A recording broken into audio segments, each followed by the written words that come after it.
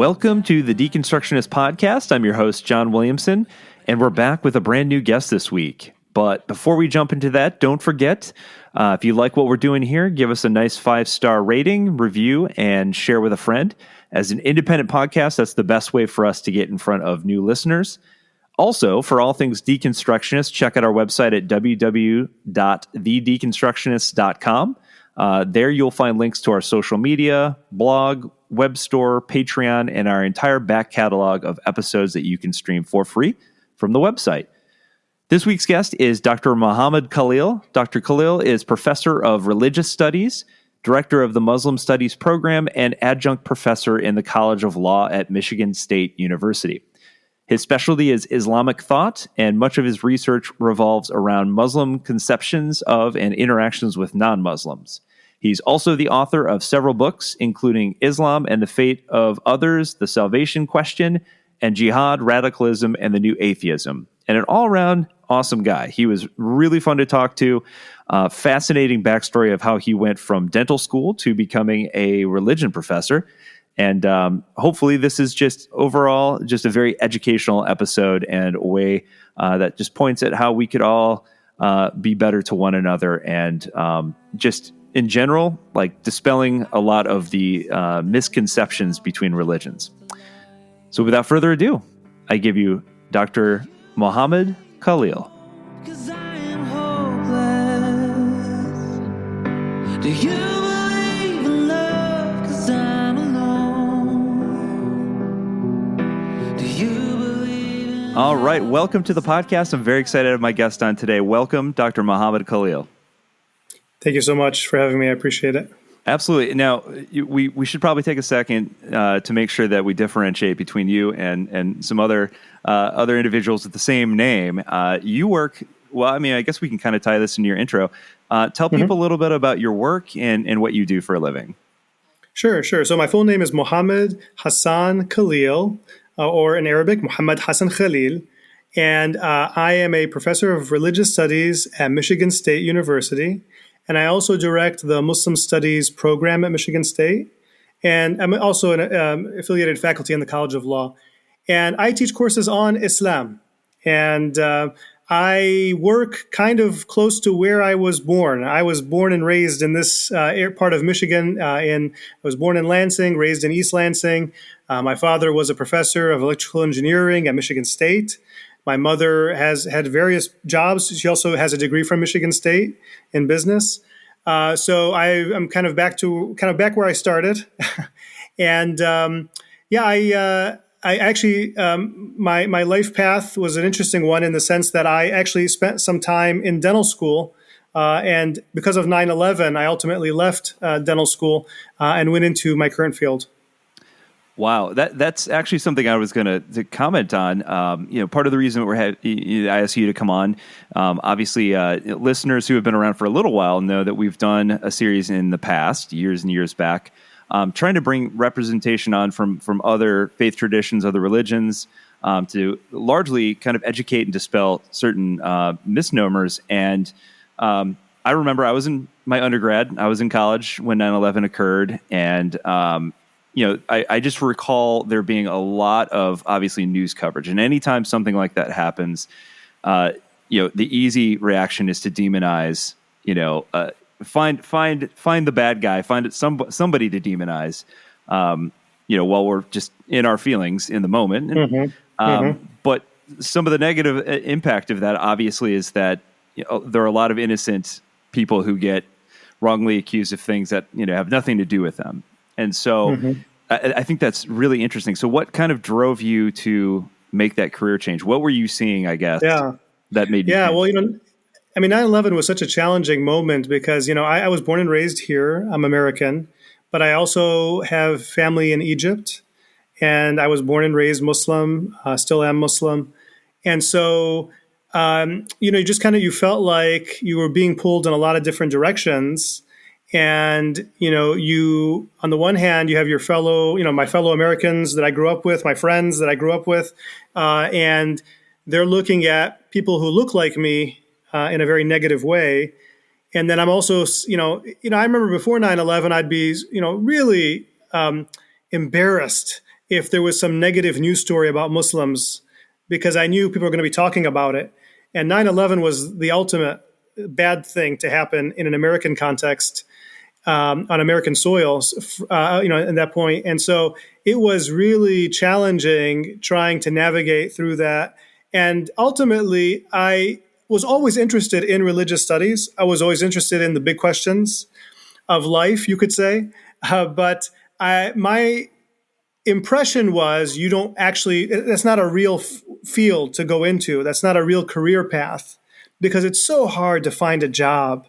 And so, but when I was in dental school, I was really only in it for the money. My orthodontist retired at 39, making $3 million a year. And I was like, okay, that's perfect. I can retire early and then study Islam and religion and philosophy and all that stuff.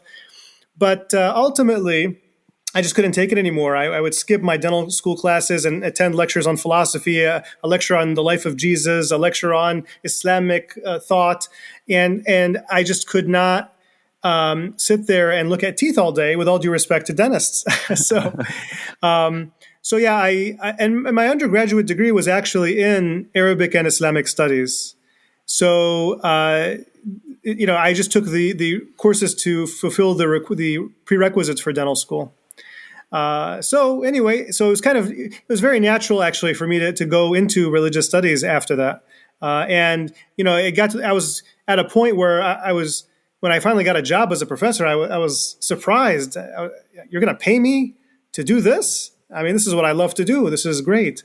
So it was, ultimately, I'm glad I made that very difficult decision.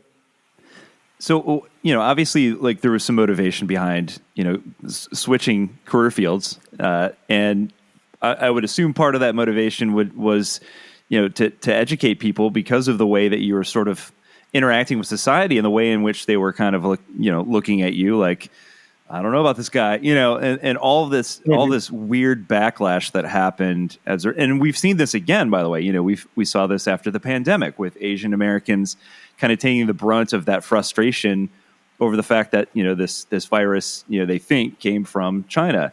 And so, yes. And so what was kind of your intent? What was your goal, I guess, when? Yeah, good question. Switching. Well, part of it is I wanted to educate. I wanted to provide correctives to what I saw as clearly misinformation. But part of it also was I wanted to know. I wanted to understand what is going on. Because there was this narrative that Osama bin Laden, he's a real Muslim. And all you other Muslims are wishy-washy, apologetic, liberal Muslims who don't really understand the religion. And so I wanted to take that claim and interrogate it and really grapple with it. And I wanted to understand, am I missing something? Because this is not the Islam I grew up with. My father was the president of our Islamic center. My mother has a degree in Islamic studies, actually in Islamic law, to be precise, from an Islamic university. So, and we were always, there's nothing unusual about us. So I didn't, did we get it wrong? Did bin Laden get it wrong? I wanted to understand, and that's, I think, why 9/11 ends up being on the first page of both of the books that I've authored. I have one book looking at the question, what do Muslims say about the fate of non-Muslims in the afterlife?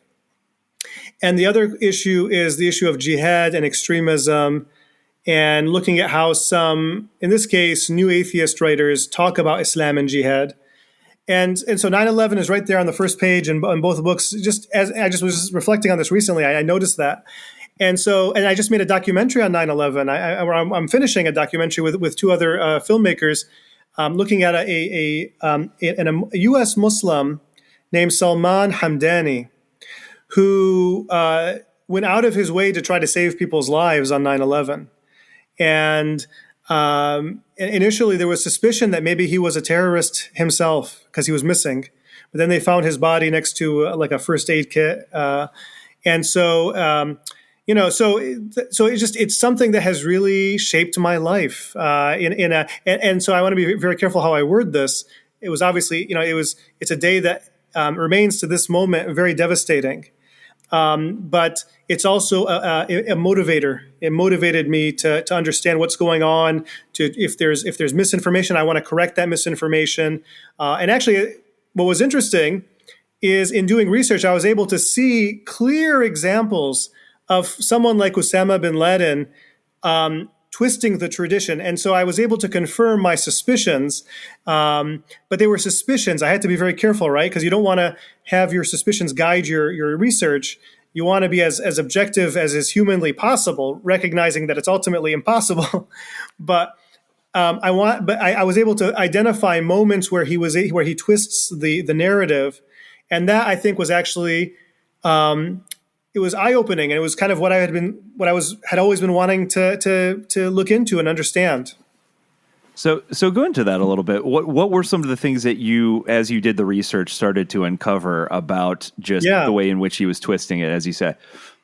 Absolutely. Well, first, let me say it was a very disturbing research project. I mean, imagine it's 2 a.m, my family's sleeping, and I'm sitting here looking at ISIS magazines and bin Laden statements. It was a very disturbing project. But in any case, I'll give you one clear example. In trying to justify 9/11, bin Laden has an interview with Al Jazeera. And the interview was shortly after the attacks, but the interview was aired a couple of months later, I believe. And in that interview, bin Laden is trying to justify the attacks. He says, I know in our religion, we're not supposed to kill innocent people. And by the way, he never out and out says, I did it, but it's implied, you could say, in that interview. So he says, I know we're not supposed to kill innocent people. However, if an enemy kills our innocent people, and he uses the term women and children, if an enemy targets our women and children, then we can target their women and children. And this is based on the views of, and he goes on to mention 4 Islamic scholars. I'll mention their names very briefly. Ibn Taymiyyah, Ibn Qayyim al-Jawziyah, both are from the 14th century CE. You have al-Shawkani, who is I think in the 19th century. And then you have al-Qurtubi, and I want to say 14th century roughly. And he mentions al-Qurtubi, and he actually takes a moment to praise al-Qurtubi. Al-Qurtubi is a very famous exegete or commentator on the Quran. And so he mentions these scholars to justify his claim that if somebody targets women and children in your community, you can now target their women and children. And what was remarkable about that is that I remember thinking, wow, I've studied these 4 scholars. I don't remember them ever saying this. And what was truly remarkable is not only did they not say it, the one that bin Laden took a moment to praise, or actually he asked for God's mercy, it's something that one commonly says for somebody who's passed away, like rest in peace, basically.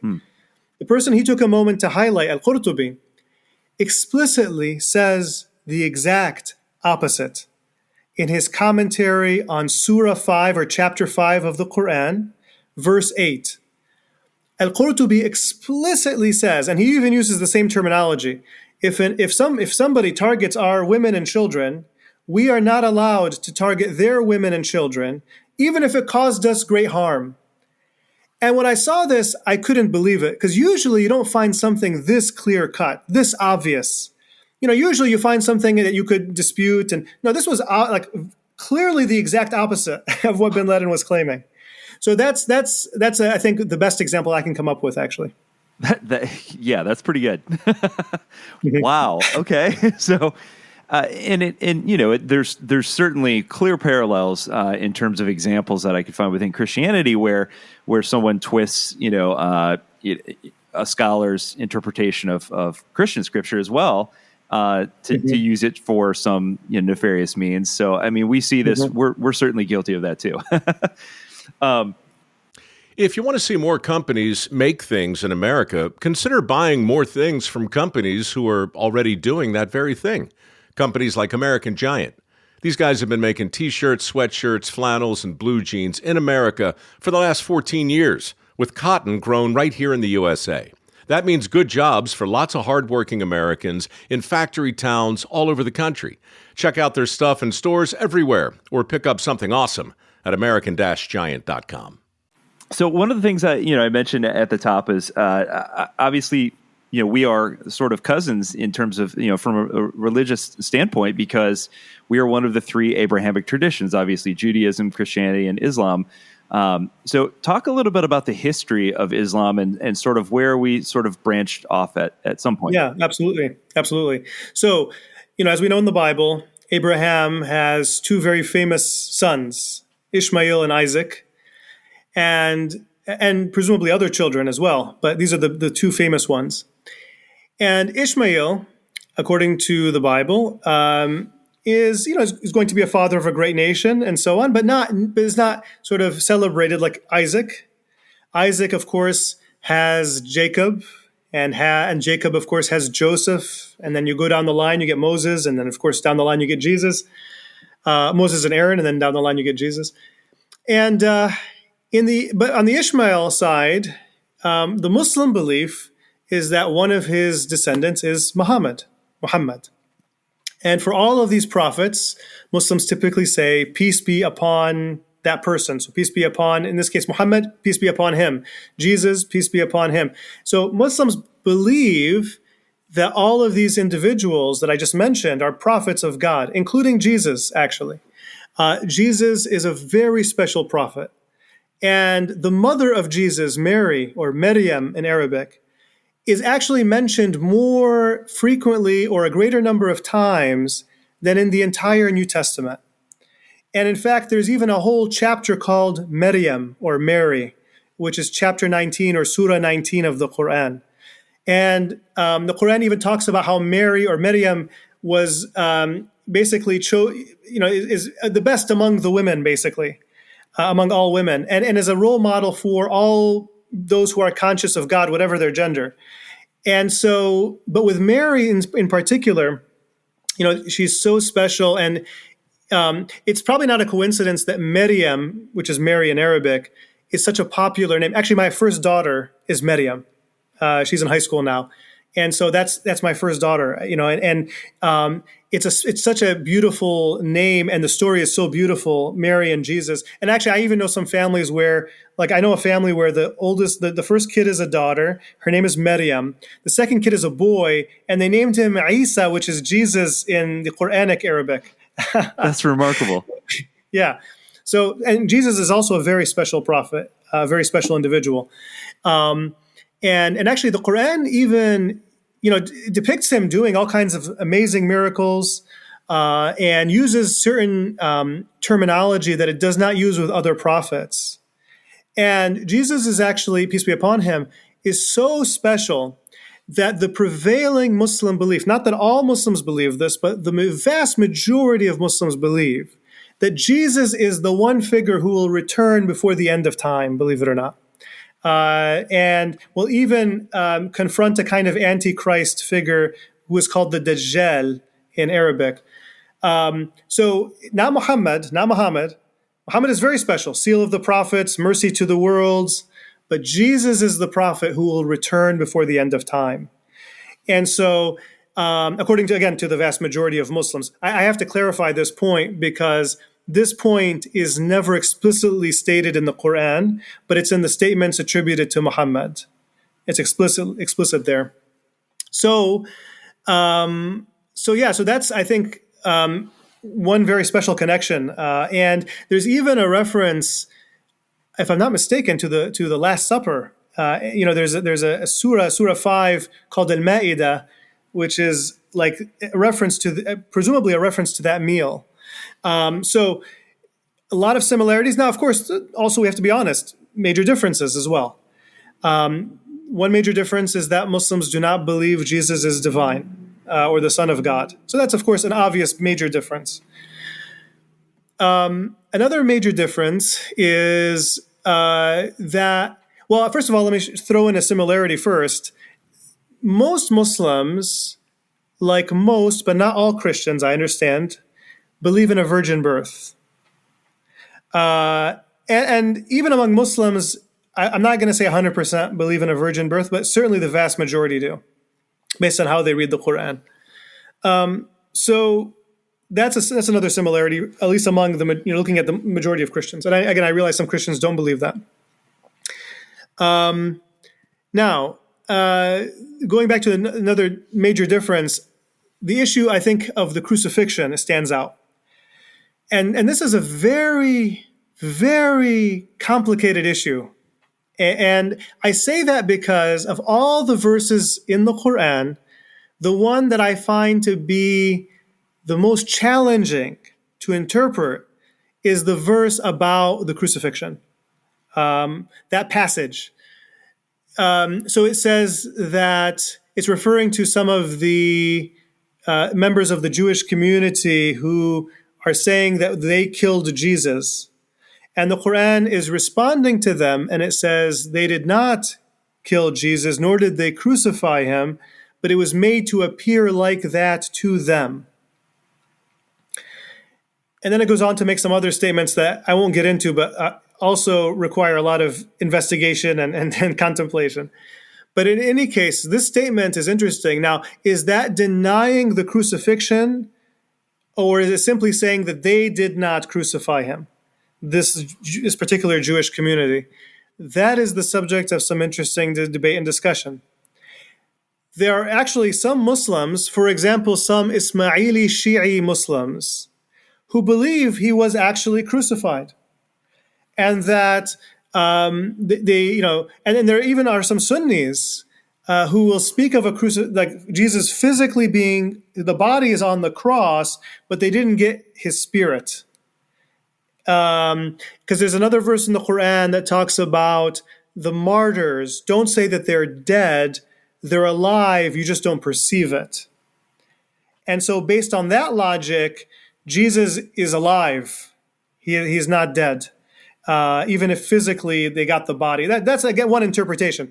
Now, there are other interpretations, and some even talk about substitutions, like somebody's in Jesus' place on the cross. One very fascinating theory out there is that it's Judas, of all people, Yeah. So you get a wide range of claims, but ultimately, these are claims that are not easy to resolve. And so there's this openness, and that's why I say it's one of the most, if not the most challenging passage to my mind in the Quran. And it's fascinating too because, the crucifixion and the subsequent resurrection is such an important part of Christianity. And yet here is the Quran just mentioning it in passing in this one verse. And so now, it's fascinating, and it requires a lot of investigating. And I'm still in the process of doing that. Yeah, hey, we're still doing that with a large, with many places within the Christian Bible. Mm-hmm. There's still a lot of debate, obviously, over a lot of components within there. So, definitely can identify with that. So, talk a little bit more about some of the, I think, misconceptions. I think that would be an interesting thing to dive into. I'll throw out one to get us started, but I think one of the things I heard, because obviously Islam as a religion came kind of to the forefront in a way that it hadn't prior to 9/11. I'll be honest, I didn't really know much. I knew probably, I feel like in a lot of ways, even less after, because I didn't know what was true and what wasn't. But one of the things that kept coming up, you kept hearing, oh, well, the Quran is just this very violent book. And I'm like, have you read the Old Testament? I mean, but I've gotten a little bit into world religion studies, and I don't think that's true, obviously. But talk a little bit about that. Yeah, I mean, this is the question I was grappling with after 9/11, right? So you talk about misconceptions. The issue of violence is obviously right there because of, not just 9/11, but 9/11 is the thing that really got people talking about this specifically at a heightened level. So, the issue of violence is complicated because, first of all, there are passages in the Quran that talk about peace and restraining yourself, and passages that talk about warfare. And what I'll say here at the outset is that I would not remain Muslim if I thought that Islam was was promoting wanton violence. So definitely, that's something that I can say from my studies. I do not believe Islam is calling for wanton violence. I believe what Islam is doing is, and I have to be careful with the way I speak. When I say Islam is doing, my colleagues in religious studies will go after me. What do you mean by Islam? What exactly does that mean? But I'll say this: the Quran, as I read it, is not calling for wanton violence. I know there are some polemical writers who will promote exactly that claim, that the Quran is promoting wanton violence. And what I would just say is, I would encourage those individuals who are saying this and others who are just interested in the subject to take the time to read these passages carefully. One of the challenges is you'll have someone, they'll show you a verse from the Quran. For example, Surah 2, verse 191. Surah 2 or chapter 2, verse 191. And it says, "Kill them wherever you find them." Clearly a violent passage. But now the question is, did we take the time to read the verses before and after? And keep in mind, there are other verses that clearly are promoting peace and restraint and so on. So now what's going on here too? We have to think about the context. What is the context? And first of all, regarding the context, what the reports tell us is that you are dealing with an antagonistic community, primarily in Mecca, that has previously attempted to assassinate Muhammad. It has actually killed some Muslims who were pacifists. For example, the first martyr, most would say, is a woman named Sumayya, who was killed simply for her faith. And so the community actually has to leave Mecca and go to another city called, later it's going to be called Medina or Yathrib. And so you have these tensions, and you have what seems to be a state of war. That's the way I interpret it. And so you have this passage, "Kill them wherever you find them." But the verse before says, "Fight those who fight you, but do not transgress limits."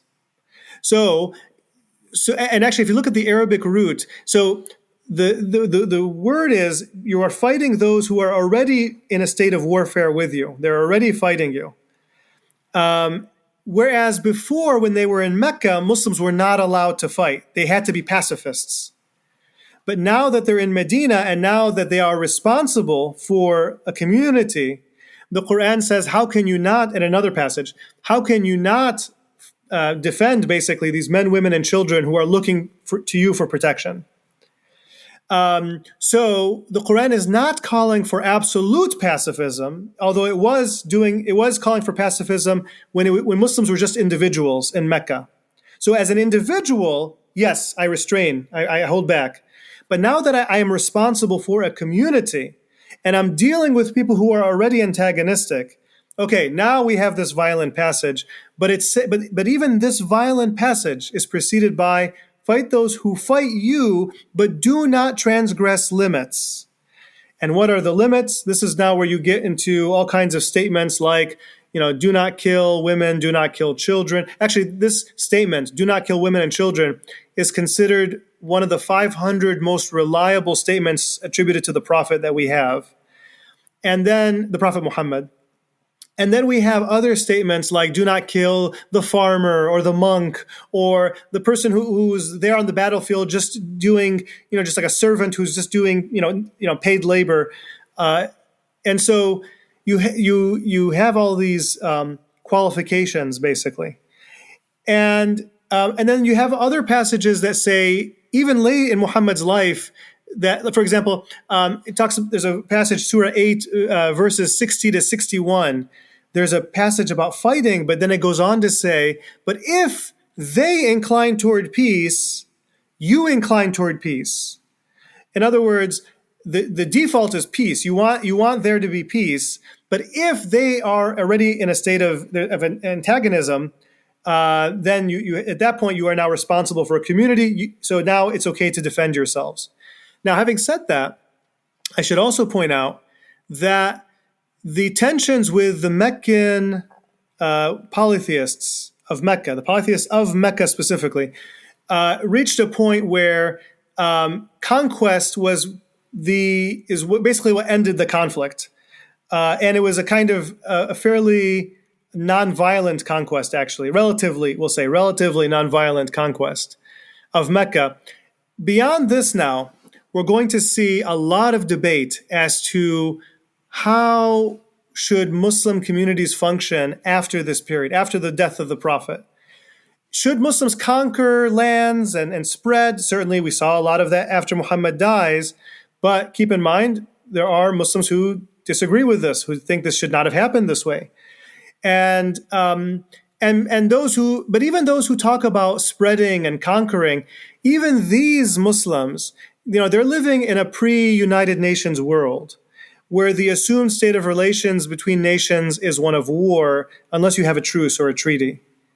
And so even those who speak of conquest, they will, in many cases, modify their views when thinking about the modern context. And even these people are not usually not okay with terrorism. So the complicated thing, I think, is when it comes to this issue of conquest and the spread, the political spread. You'll find a lot of interesting debates there. But as for targeting innocent civilians, this is where you will find historically Muslims across the board overwhelmingly opposed to this kind of what we see basically with ISIS and Al-Qaeda, those kinds of attacks, clearly rejected by the majority. And when we actually look at polling data, we see that Muslims overwhelmingly rejected 9/11. And now, having said that, I'll also say, and this is a long-winded answer, but I'll just throw in one more thing here. There's a poll that was taken by Gallup. I think it was published in 2009. And in that poll, they asked Muslims in dozens of countries, tens of thousands of Muslims, the biggest poll ever taken after 9/11. What do you think about the 9/11 attacks? And overwhelmingly, people were opposed to it, either completely opposed or maybe they were partially opposed. But in general, there was not acceptance of what happened. Having said that, 7% in the poll thought the attacks were justifiable. That's an alarming number when you think about the population of Muslims. I mean, Muslims are almost 2 billion people now. So 7% is a lot of people. So that is very alarming. But here's what I think is interesting. When Gallup went a step further and asked, why do you think is justifiable? So they did this in Indonesia, for example, the country with the largest Muslim population on the planet, right? Many people think it's Saudi Arabia or Iran, but it's Indonesia. And what was interesting is the people who condemned the attacks often gave religious reasons. Those who justified the attacks often gave political or non-religious reasons. In fact, not one person cited the Quran or a statement attributed to Muhammad or anything like that to justify the 9/11 attacks in Indonesia when they did this poll. And the last thing I'll say, because every time I say something, I'm imagining people now responding, well, what about this? What about that? One more thing I'll say. This is not to deny the role of religion in what happened on 9/11. Bin Laden, I believe, did believe in religion, did believe in a particular interpretation of Islam. I believe that. What I would also say, though, is that it was not the Islam, the historical Islam, or the prevailing, interpretation or understanding of Islam today. It was a kind of aberrant, strange Islam predicated on, well, just to give the example I mentioned earlier, misinformation, twisting of the sources. So there is a religious component. It's just not a religion that's representative of the vast majority of Muslims. Does God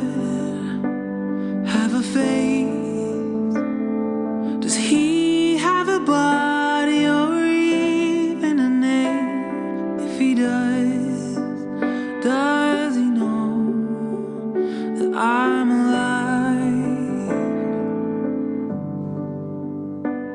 Is God even here?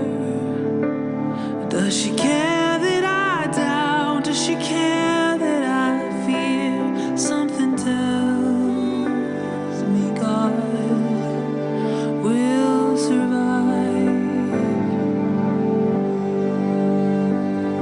So take a breath, breathe it in, the mystery that is this, a universe we don't know. I think the truth is,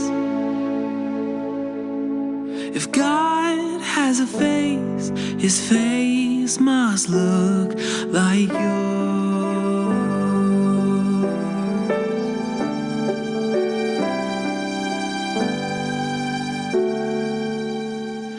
Did God kill his kid?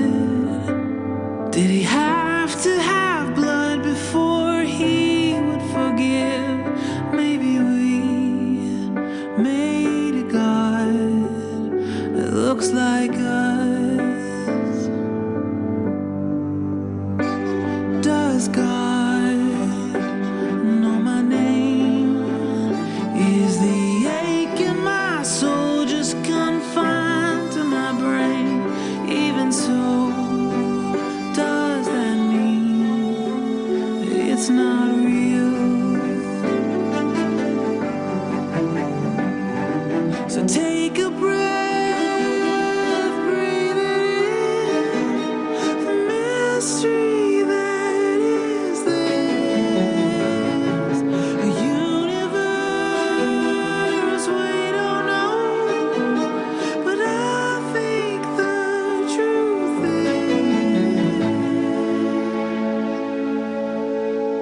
is, if God has a face, her face must look like yours.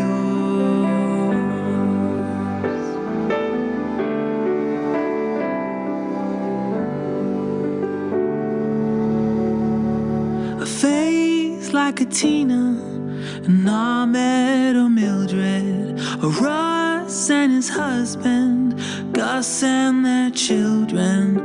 Face like a Kim, a Ted or Tyrone, a Lucy born with an extra chromosome, a Pablo with legs he can't move by himself, a girl born a Daniel who now is Danielle, a Bill H. and even white guy's name Todd. If you have a heartbeat, you are the face of God.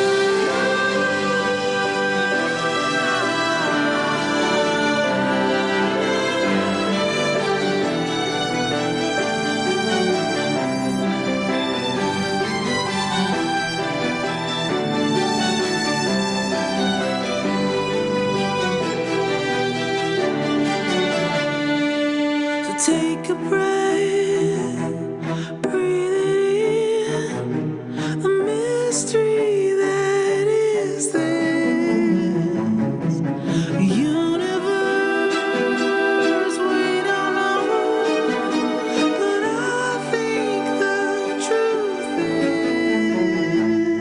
is, if God has a face, her face must look. If God has a face, his face must look